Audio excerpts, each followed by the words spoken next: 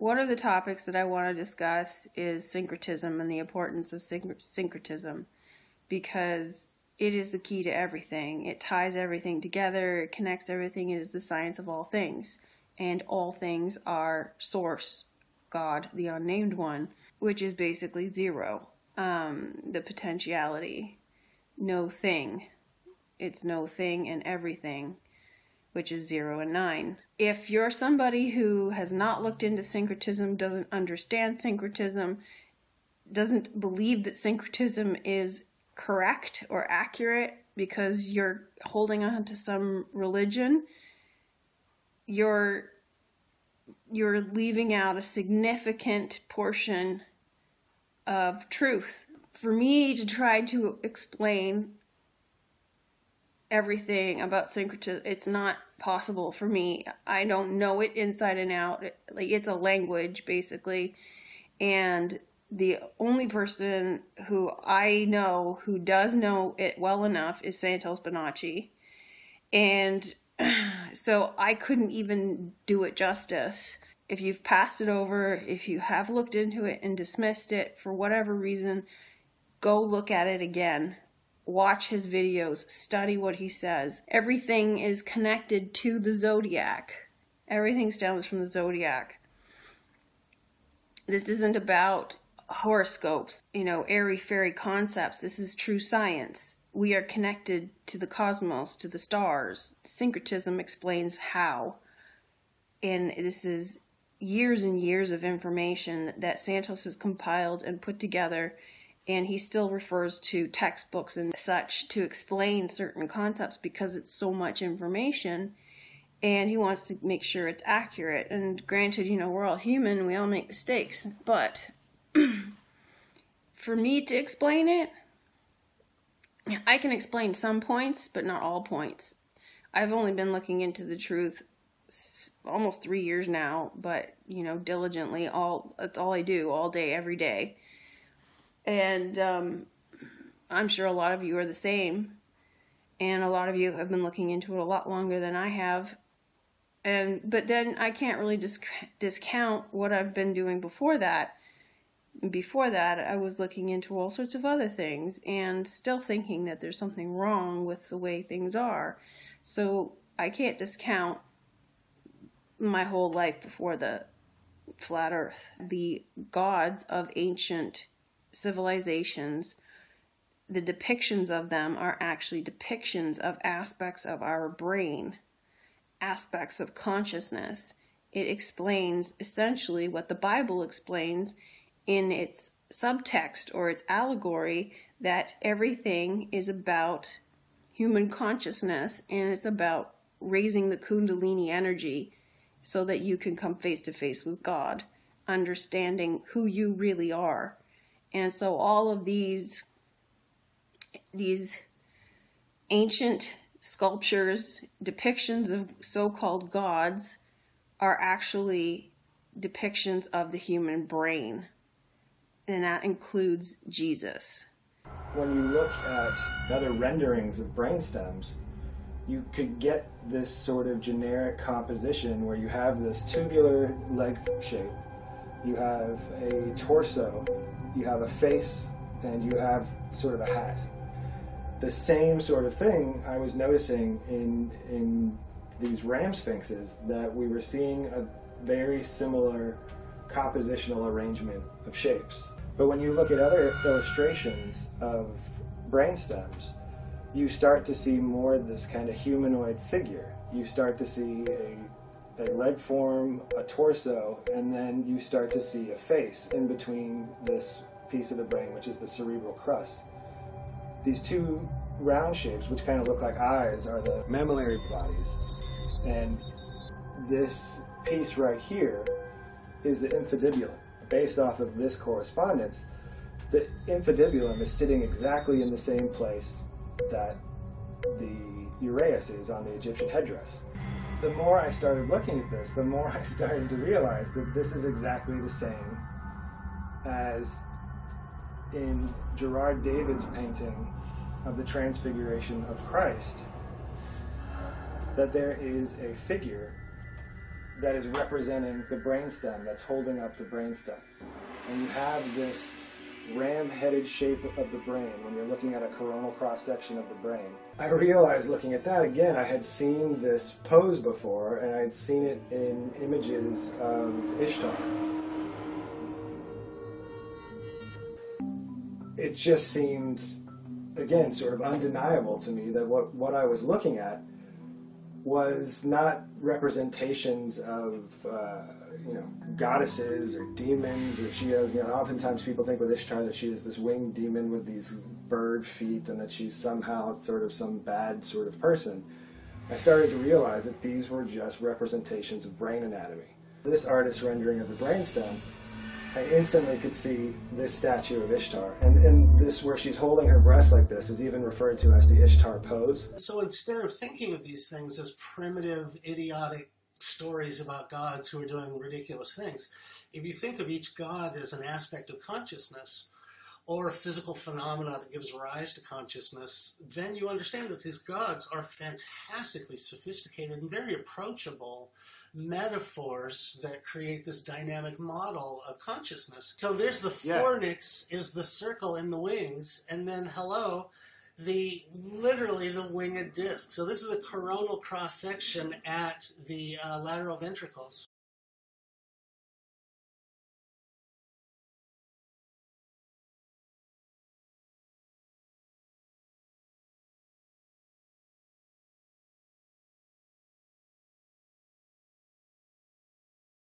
They're not literal gods. Here's where I want to explain why people might have experiences with these so-called literal gods, including Jesus.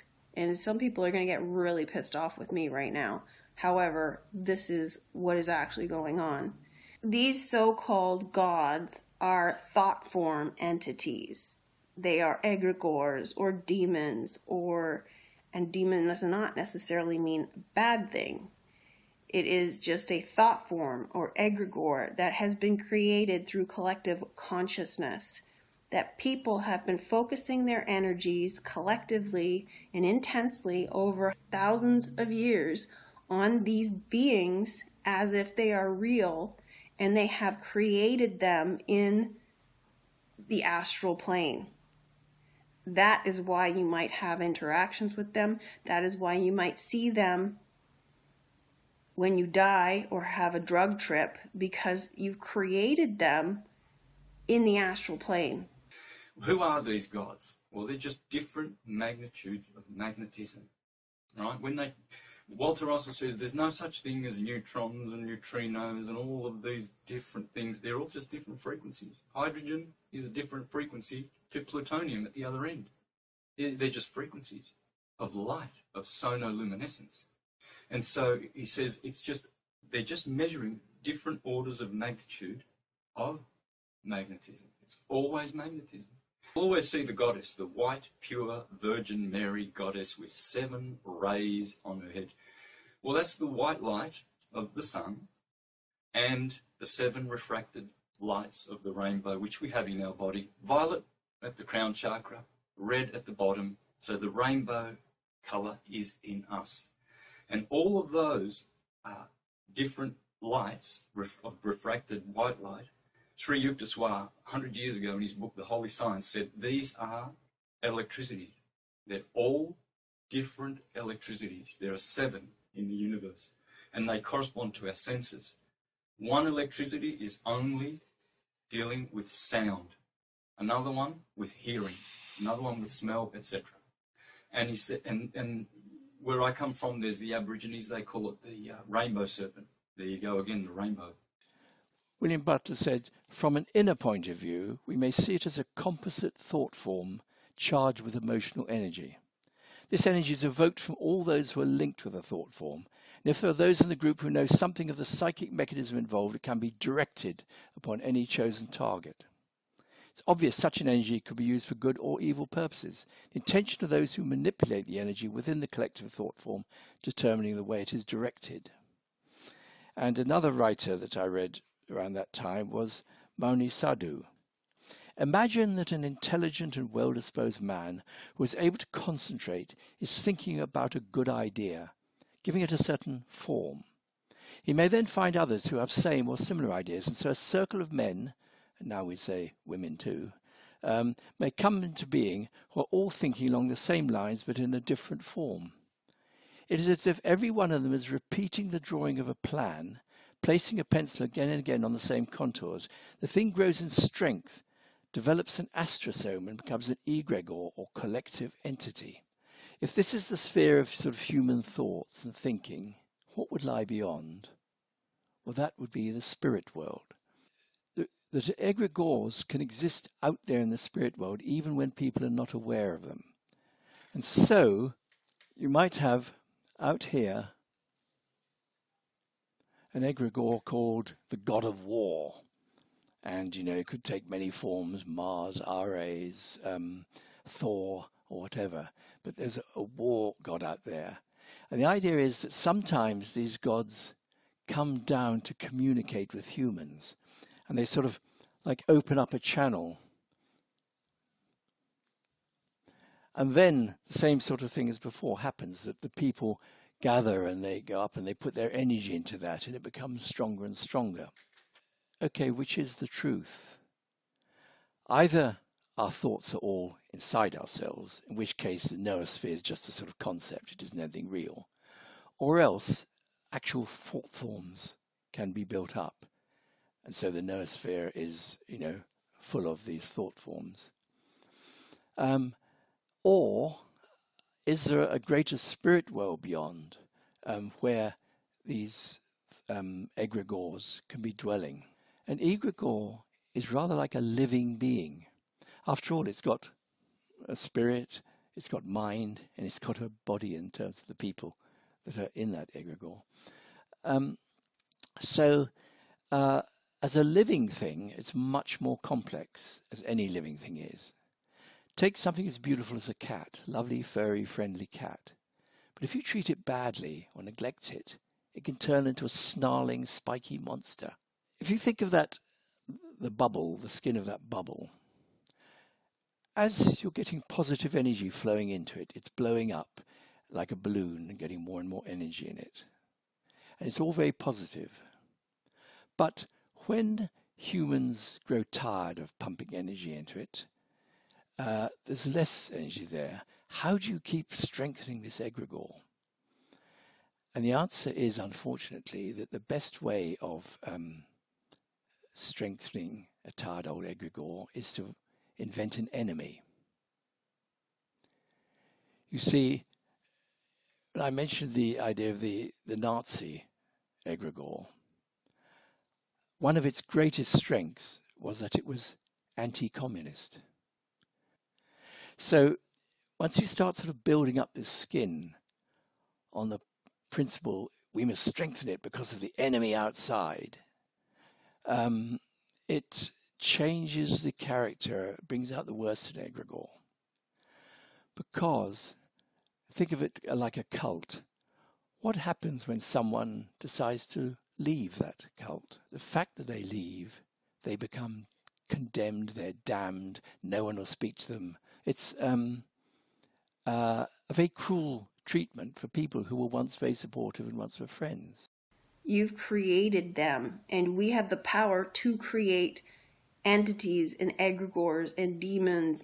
And the more energy you give it, the more focus, the more energy you feed it, whatever we have come to agree that is going to feed this entity, is going to give it life, energy, that's what keeps it perpetuating.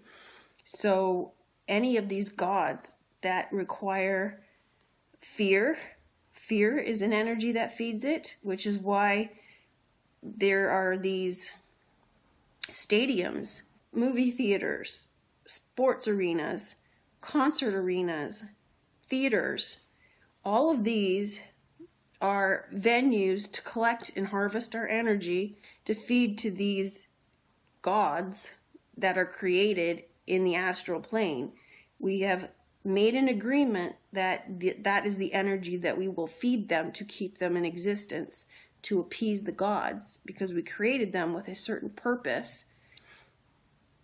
And if we do not provide them with that energy, then the purpose is XYZ, whatever, they'll get angry. So this is why some entities, some gods become so powerful that they require more and more energy, more and more food to satisfy them, to keep them in existence.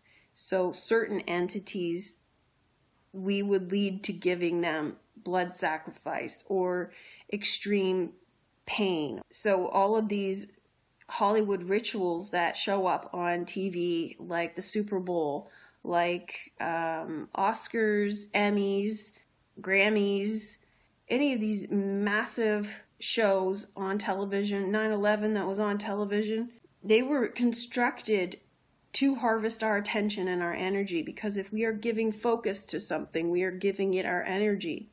And that is what keeps it alive, by giving it our fear or our love or our worship or our obedience. We're giving it energy. So going to churches, you're going to a church, you are worshiping a God, you are giving it you're giving it your energy and attention. And that energy and attention is being funneled up the church, through the spire, to the heavens, to this entity that we created that is not the real God. That's why they play music, to evoke emotion. Music, harmony, energy, vibration, frequency, harvested, channeled up through the spire, into spire spirit, up to the sky. The stadium is where all the energy is generated. The stadium, they have some sort of ritual, they have some sort of performance, either it's a sports game or a concert, and that ritual is for that entity. That's why baseball diamonds are Masonic in nature. The design is a square and compass.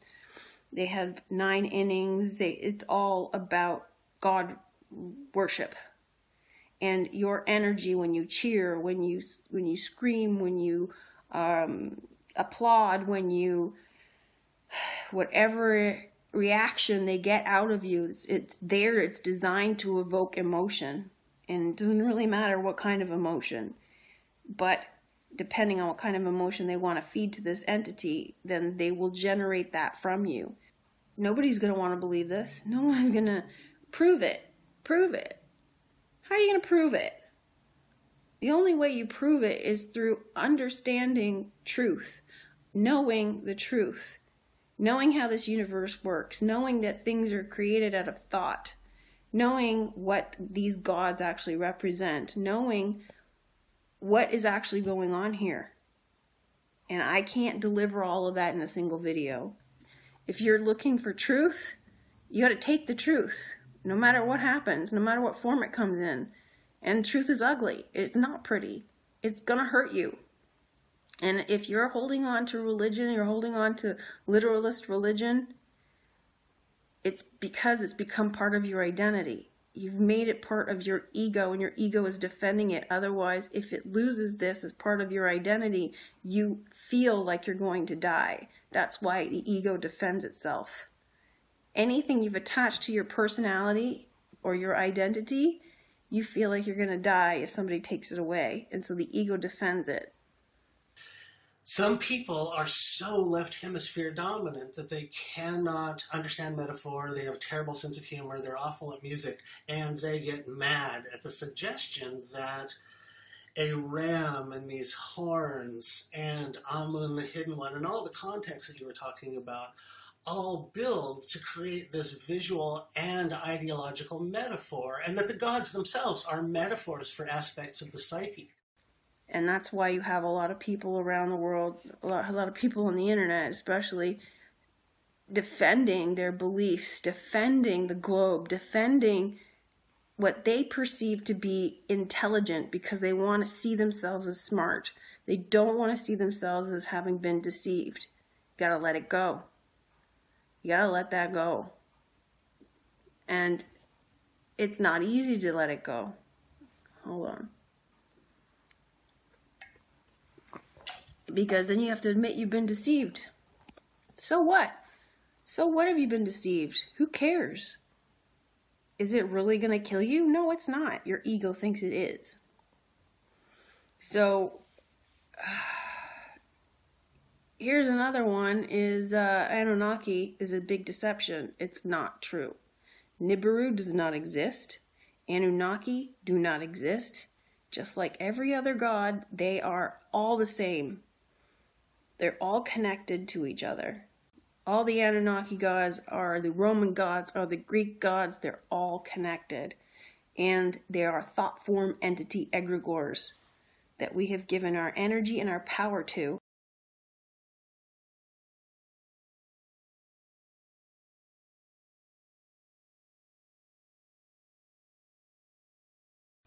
And so this is why Hollywood draws your attention to certain things. This is why all of these Masonic symbols and hand gestures and hoax events and everything are performed to draw your attention and funnel your energy into these events by the numbers to these gods. It's feeding the gods. These things draw your emotions, make you upset, get you angry, and then they tack on something else. So like Epstein, for example, was tacking on child trafficking, sex with teenagers, and now they've drawn it out with his trial, his death, his questionable death, his supposed murder, his association with celebrities, royal family, Trump. It just goes on and on and on, so that we're feeding our energy and attention to it, because that energy is being harvested to feed some entity. Now, in normal circumstances, if a real person gets arrested for something, you never hear about it again because it doesn't serve their purpose. It's only the hoax events, it's only the fakery that gets extensive attention because they're harvesting your energy. This is why celebrity deaths happen on certain days, because they represent some kind of god or some aspect of some of these gods, and so when they die, we feel upset and we pay tribute to them. When Michael Jackson died, everybody was really devastated and upset. It was huge worldwide trauma. And Princess Diana, same thing, putting out flowers in tribute to these gods, because the stars are gods. Celebrities are stars, are gods. That's how this system works. They have created themselves as images of gods on earth, but they are not gods, and yet we worship them like they are gods. And you can argue that, well, no, they're not gods, but do you worship them? Do you follow everything that they do? Do you watch all of their movies? Do you talk about them? Do you gossip about them? Do you feed them your energy and attention? Well, yes, you do. Well, then you are worshiping them as gods. They are gods on earth. That is what they are. The royal families, the celebrities, the politicians, anybody in the public eye, they are gods on earth. Yeah, so when these celebrities die, so say, for example, Prince, Prince and George Michael and Princess Leia and her mother, which you could say is a queen because the mother of a princess is a queen, they all died around the same time. David Bowie died around the same time, and he was known for like mostly being bisexual, borderline gay, androgynous, but also kind of a space person, and then that's why they used Spaceman, his song Spaceman, tied to Elon Musk's fake car in space bullshit. So all of this is all referring to these gods on earth, these aspects of gods, and when they died, we're feeding our energy and attention to them again in sorrow and sadness. And so you got Prince, Princess, Queen, all died in the same time. And then you got George Michael, who was also a Prince of Pop, from the 80s, and he was shamefully discovered having sex with a man in public washroom. And so anyway, there's this, again, the gay aspect with George Michael and David Bowie. And David Bowie was also married to a man. She is a he. And so you have those sorts of connections. But I'm thinking that most of these celebrities, they are chosen to die on a given day because their personality or what they represent with their image is an attribute to these gods, and we are feeding them our energy. And so, for example, like Michael Jackson, which was the king of pop, and same with Elvis being king of rock and roll, we are feeding them our energy, and the Beatles, etc., feeding them our energy by continuing to listen to their music, continuing to buy their records. Their image still exists. It still lasts today. These are the ancient gods of today. So not literally, symbolically, but it is possible that because these people, these entities, these beings have sold their soul, that they probably do channel some ancient god or some entity that are aspects of those gods, and that is how they come to Earth.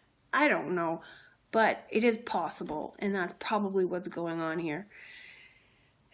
So this is what gives them the right to rule, apparently, according to them.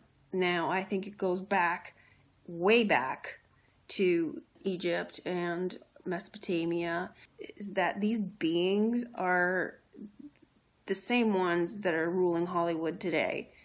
They don't have any identity. They steal people's identity. I think they were mistaken as gods, pretended to be gods, and taught people some aspects of their technology and their knowledge, etc., in order to maintain this illusion that they are gods, and then they get worshipped as gods and can enslave people to do their bidding, and they got used to it, and so now they have continued that throughout history. This is why syncretism is important, because everything is connected, and if you look at everything in isolation or compartmentalized, then you can't see how it's connected. And this is why a lot of people can't even conceive as to why this information is important. Why is flat earth important? Why does it matter what the shape of the earth is? Why does it matter I still have to pay my bills? Well, that's because you've compartmentalized everything and made it not part of your world. It's not important because it's not relevant to you, but everything is relevant to you because this is why you're here.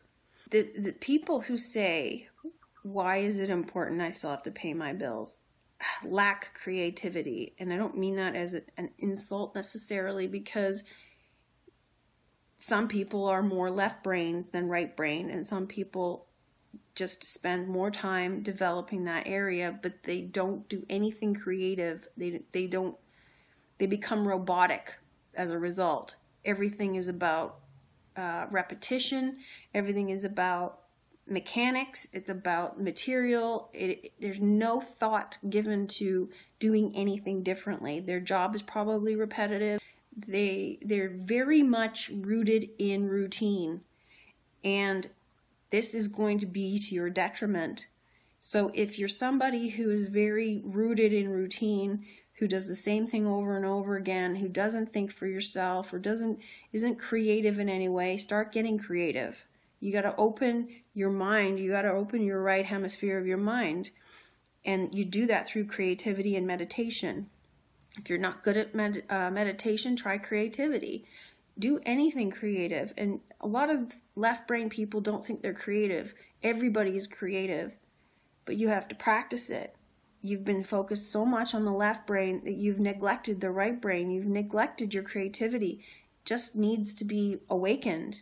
So do anything creative. Start with something simple, like start with taking a different route to work. Start with sitting in a different chair on the train. Start with taking a different kind of book. Start with ordering something different for lunch. Anything that's different from what you usually do, breaking your routine, will help. Sing something. You don't have to be good at it. It comes with practice. And who cares if you're good at it? You're just doing it to exercise your creativity. Try painting something or drawing something. Again, you don't have to be good at it. Just use that part of your brain. If you are very literal and you think drawing has to be literal, try drawing something abstract. Try painting something abstract. It doesn't have to be good. Just do something that is different and uses your imagination. Do something that requires you to look to subtext. Acting requires you to look to subtext. Look to reading a book full of allegory and metaphor and see if you can pull out all of the metaphor and allegory. And, if you want, find a book that has maybe Cole's Notes or something that explains it for you, so that if you're not used to doing allegory and metaphor, then you can get that information to see if you're right and how accurate you are. And a lot of times, like, allegory metaphor is personal. So you'll find something in that story that no one else will find because you're the one who's reading it. And that's right too. That's accurate too. Yeah, so like all of these things are just simple things that you can do to exercise your creativity. And it's important because it's an important part of your survival in getting out of here.